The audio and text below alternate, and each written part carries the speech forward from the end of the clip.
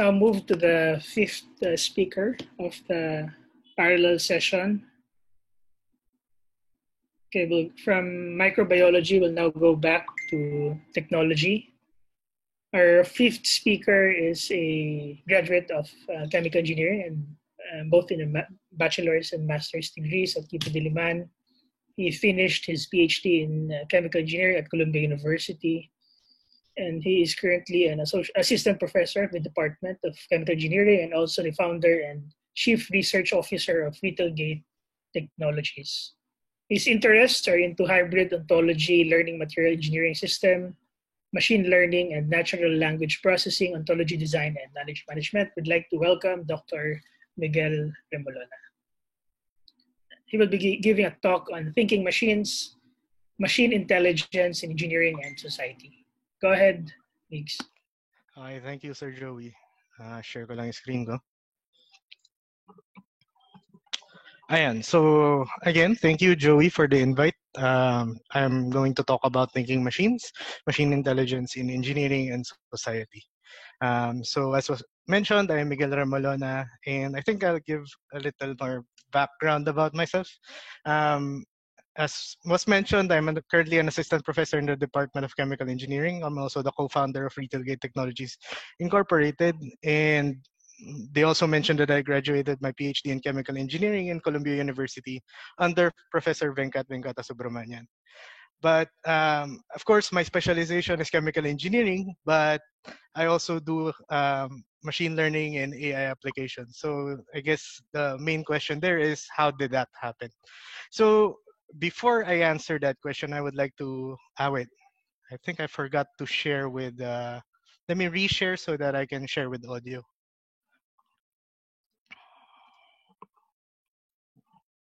There we go. So, so how did I get there? So I would like to introduce a machine or a supercomputer to those who are not familiar. To those that are, well, here's a reintroduction. Watson, go ahead. Saints be praised for 400. All right. This Lord Chancellor of England was canonized in 1935, 400 years after his execution. Watson. Who is Sir Thomas More? Sir Thomas More is the man. Nicely done, Watson. Go ahead. Same category, 800. In art, Saint Agnes is often depicted as holding this young animal, a symbol of innocence and purity. Miles. What is a sheep? No. Watson? What is lamb? Lamb. Close. Oh, class. Close. Lamb Two different. is a sheep?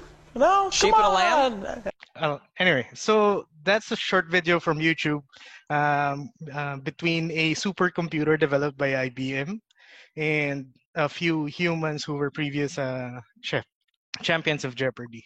So as you can see here, and possibly if you watch the complete video, that Watson will dominate certain areas and will actually be able to answer a lot of questions semantically. So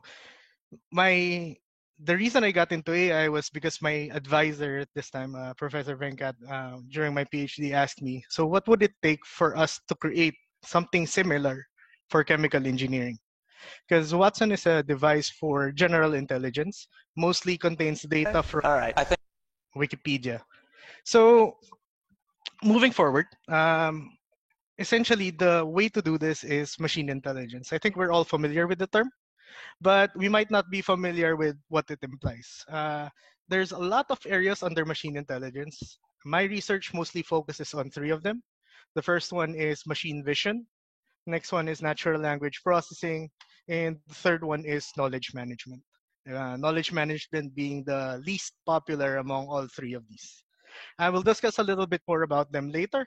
But first, let's look at some examples of machine intelligence in practice, more specifically in startups. So last year, the top three in startups with regards to using machine intelligence is Determined AI, which uses artificial intelligence and machine learning to help you develop scalable code. Essentially, if you have a code that works for 4 cores, it can work for as much as 400 cores. They help you do that. And then they have SenseTime, which allows for the projection of a face into a CCTV camera. Essentially, you're able to identify people even from a distance. And then we also have Cerego, which is for developing course materials, something we might be needing right now, as some of us are faculty. But it's essentially an AI or a machine learning method for helping create materials for education. And also, this is not a startup, but this is more of another example of machine intelligence in practice is Duolingo, wherein they also use your own training and the way you answer their questions as part of their new training data to help develop better translation systems. So they're teaching you how to speak in another language. At the same time, they're also using your learnings to help their own system learn. Also, the last one would be Retailgate Technologies Incorporated, which is the startup that I am involved in. We're using mostly machine vision in providing services for retail companies. So there's another application of machine intelligence that was mentioned earlier by Dr. Gonzalez. He mentioned that my job in the research that he was doing was to reduce the billions of data of the molecules. There's one database right now, I think it's called the Zinc database, which has approximately 998 million drug-like compounds. And all of these compounds are like our test bed to determine which of those could possibly work for a specific disease. So we're going to try to incorporate machine learning methods, more specifically systems like Multivic developed by Jaeger, to create essentially a vector for every compound. So all of those 998 million compounds will be converted into vectors, which can then be more easily processed by machine learning techniques to be able to predict our data that's shown on the right. So what's shown on the right is the raw data that we will be using as our training data. So, okay, moving forward, I mentioned earlier three distinct topics under machine intelligence. The first one is machine vision. Essentially, to sum it up, it's trying to understand the world through sight. Because machine vision might not necessarily be the sight that you're used to. It might be used for, let's say, thermal cameras. But more generally, it's used for using a standard camera and trying to identify objects and features using that camera, as shown on the right. So the first picture on the right is actually an example of how this eyesight or this machine vision can be used especially for self-driving cars. It allows to the detection of obstacles, of road signs, and everything. And then the other one is object identification, which is happening at the bottom right, wherein you're able to identify bicycles, cars, and be able to differentiate them from one another. So in my startup, actually RetailGate, it's a technology startup in the Philippines. We have certain technologies that make use of this machine vision to be able to identify, as the one on the left, vehicles and their counts as they flow through traffic, and on the right, on stores monitoring transactions, monitoring behavior, essentially used for retail analytics, as is used by some of the more famous ones like Kantar, wherein they try to survey people on their behavior once they enter stores. During this pandemic, we've actually realized that there's less uses for the technology on the right because less people are going in stores. However, we've discovered that by simply adding in AR technologies like topology mapping to what we already have, we can identify the distances that these people are actually the distances between people in real time. So essentially, it allows us to monitor social distancing a little bit more effectively in comparison to viewing it at ground level. However, this technology can't be used for contact tracing because of data privacy laws. Okay, so moving forward, other projects that I have with machine vision, this one is mostly from UP instead, include integration of that machine vision with natural language processing. Shown here are a few examples. The first one is document sectioning. So if we have a PDF file, it's harder to process the information in it, especially since the PDF automatically jumbles up the text. So if I just load in the PDF, extract all the text, it's not necessarily ordered. So this document image processing, or the one shown on the left, allows us to be able to identify possible sections and then the images as well. So that's one application. The other is in the identification of chemical species. This is one of the works of my students, trying to identify the accuracy of currently implemented machine vision techniques on identifying chemical species from published works. And we also have, if we have chemical formula, we also have mathematical formula, the one shown on the right. So next one is natural language processing, which is essentially to understand human speech, both spoken and written. The most typical way to do this is through the use of what is known as recurrent neural networks, or RNN, shown on the bottom left. And some of my partial results shown on the right essentially is what is the most common thing that we do, which is entity recognition. So what happens is, if I have a sentence like antidepressant drugs, especially tricyclics, have been widely used in the treatment of chronic pain, but not in acute pain. Forgot which journal this came from. But if I process that specific sentence, I'm able to get labels that match the description of the token, or the properties or the class of that token that I need. So I can say that an antidepressant drug is a material.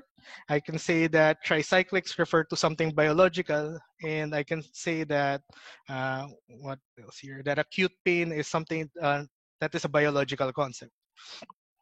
Now, the classes are a bit more generic because I only use 26 classes in this case, and that's not enough to classify a lot of the things in the pharmaceutical industry, but it is a starting point, since classifying more than that is increasingly more difficult. So currently right now, at least for natural language processing, we are able to identify key terms, as I mentioned earlier, and essentially we can identify those that refer to medicines, parts of organisms, processes, and supporting information. But the question is this enough to model that data? Are we actually capturing what's in this body of text, or are we just getting like words, right? Words that we can do on ourselves? We need to be able to identify relationships, and at the same time identify what are the implications of those relationships. So we actually do that. How do we do this such that it mimics Watson that I showed earlier? And then, given that there's a lot of documents being published, approximately a few million every year, how do we accomplish this automatically? Because we can't be expected to read that much in a span of a year. Even nonstop reading would not allow us to read all of the articles being published. Maybe as a better example, in chemistry, there's an article published every 2 minutes. So if you can read an article in chemistry every 2 minutes, you would be able to catch up. But otherwise, you won't be getting everything. Or you'll miss out on a lot of things. So essentially, this question essentially goes back to, how do I actually model this knowledge? And what I've shown is we can do entity recognition and concept detection. And in NLP, there's also this topic called relation extraction and relation clustering. However, this topic is still very much under research, especially for the high degrees of variation that is necessary to be able to represent the knowledge that is that we need. So there's also another problem in natural language processing that I worked on during my dissertation, is that certain terms, such as, let's say, radioligand binding data, refers to multiple labels or multiple possible classifications depending on the how many words I'm looking at. If I only look at radioligand, I'm looking at a biological. If I'm only looking at radioligand binding, and that would be a activity or an action. If I'm only looking at radioligand binding data, then I'm looking at a result of a process. So, but since these things are combined, essentially the entire thing is for a process. But still, my detector will be able to see the radioligand, and it will be able to see the radioligand binding. So what I did was I tested this with a multi-label classifier that was done by Tsoumakas in 2008.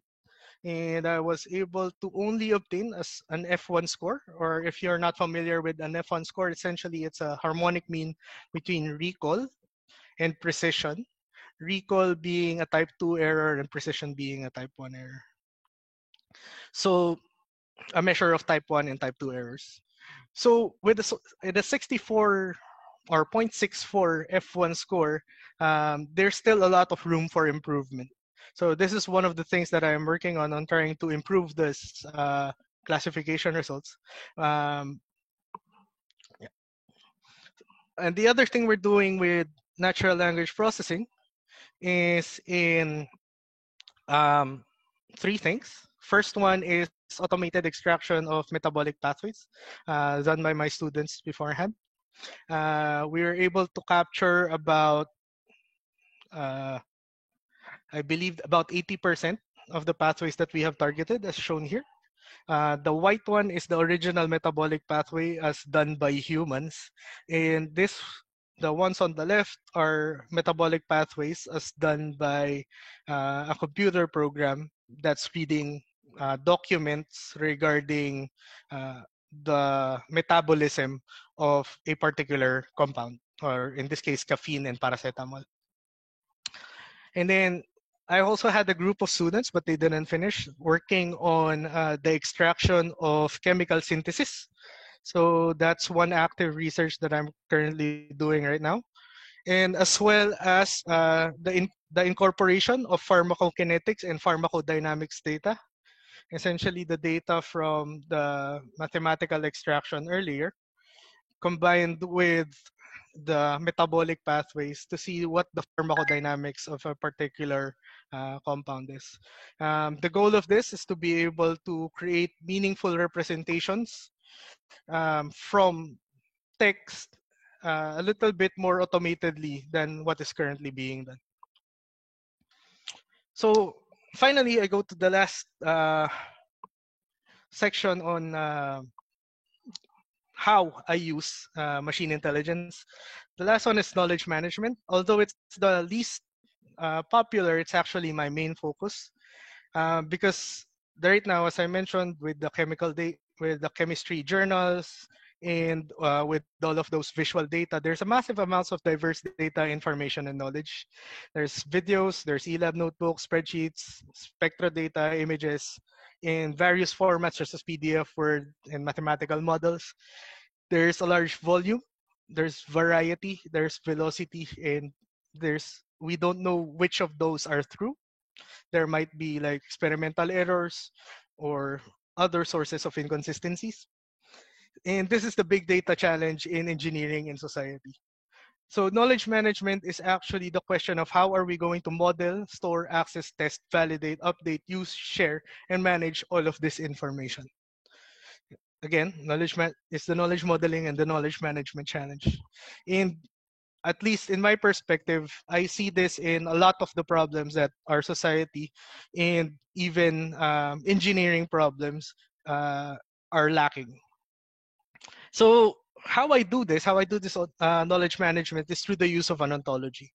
Here would be a simple example of an ontology. So if I have a material as a class, as a concept class, it has certain properties and it has a material composition, as is with every material. And then I have two other classes or two other concepts, such as excipients and API. For those familiar with the pharmaceutical industry, an API is the active pharmaceutical ingredient. This is the component of your medicine that actually works once you ingest, or if it's intravenous, the one that actually goes into your body and does the therapeutic effect. And then we have excipients. Excipients are the other components of the drug, or let's say the tablet, that makes it be able to form into a tablet, allows it to flow through the machinery that is making that tablet, among other things. So as I mentioned, it has roles like a filler, a flow aid, or a lubricant. It has it also has a composition wherein a certain excipient should only be this much, or has a maximum amount. And then we have other concepts such as contact angle, moisture content, which are properties. So the difference between ontologies in typical other storage systems is that ontologies take into account there is a um, principle. So essentially, we can say that an excipient is an material, therefore the excipient contains all of the properties of materials. This is similar to object-oriented programming for those who are versed in programming, or similar to taxonomy, wherein a family would exhibit the same, a genus would be exhibiting uh,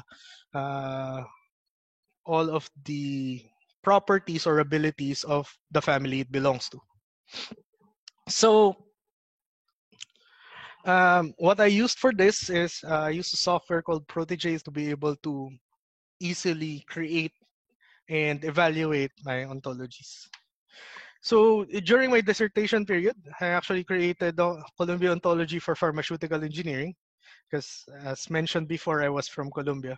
It's based on the Purdue Ontology for Pharmaceutical Engineering. It had 175 classes and 187 properties. Right now, we're working on improving certain parts of this ontology by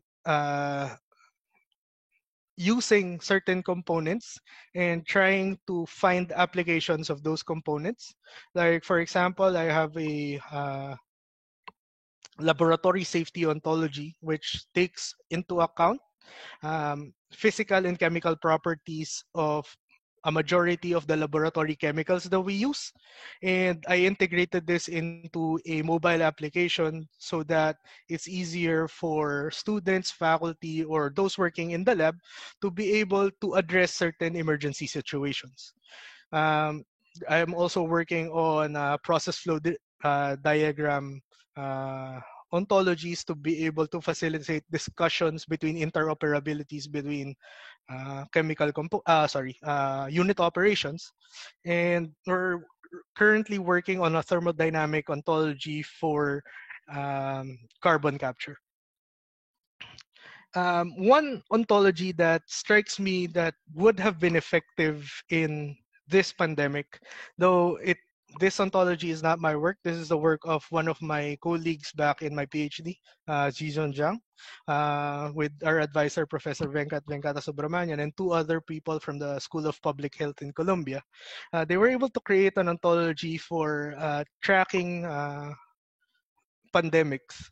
Essentially, it will be able to organize document reportings, news reportings, and all of these other information to be able to assess and evaluate the status of the pandemic or that possible public health threat.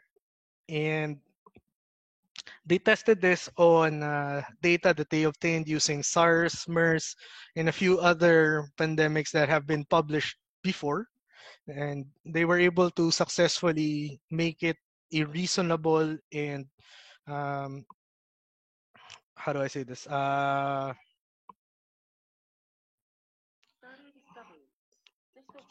Sorry. Sorry about that. So yeah, they were able to make it logical on its self-consistent, which is really hard to do for ontologies. So I guess that's the end of my talk. I hope you gained a little bit more appreciation about certain techniques that I mentioned. More specifically, I would like to acknowledge the following. For the machine vision, the RetailGate Technologies Incorporated, and our CEO, Raf Layosa, for allowing me to show those videos. And then for the integration of machine vision and natural language processing.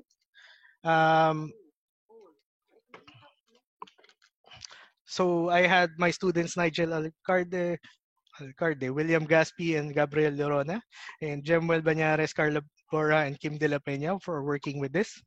And then for natural language processing, for the multi-label processing, as well as the development of the system we used in my dissertation, I would like thank the following people: Matthew Conway, Sira Ling Shifan, Ziang Feng, Tiang Hugu, Yang Tae Kim, Prasad Nirantar, Sara Panda, Nathan Narabuto, and Harastogi, and my advisor, Professor Venkat Venkata Subramanian.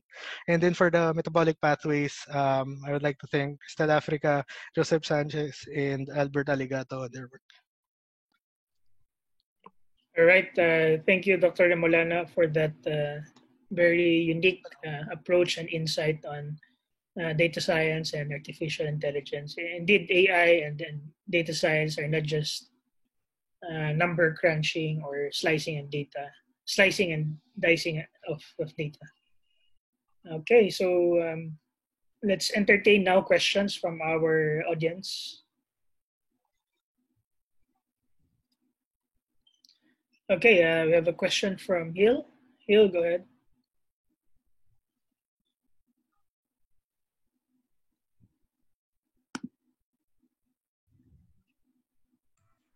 Hello? Yeah, we can hear you now. Yeah. Dr. Remolona, can you hear me? Yeah. Okay, good. Well, thank you again for taking my question. I do have a series of related questions, so please take whatever you find relevant or makes sense to you. I am interested primarily on machine vision or computer vision, particularly in classification applications. So did you use, I saw in one of your slides, did you use convolutional neural network for those? Or if you do, what platform, under what platform did you develop the CNN? So most of our work in RetailGate has been in Python. So our work is built on top of TensorFlow. TensorFlow, okay. Yeah. Have you used other machine language algorithms or machine learning algorithms, or just mainly TensorFlow and CNN? Mainly for this, we also incorporated Darkflow, if you're familiar. Not so much. We also incorporated Darkflow and a few other things, but let me see. I think we also tried Cafe, but it didn't work for this particular application. Okay, thank you.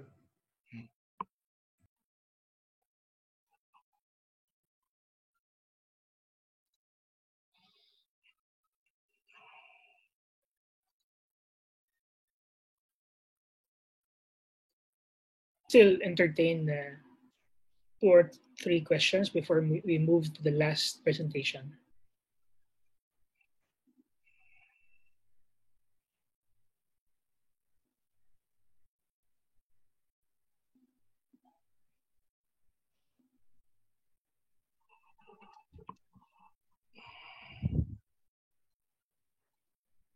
Hill, if you have another question, you can ask Dr. Remolana.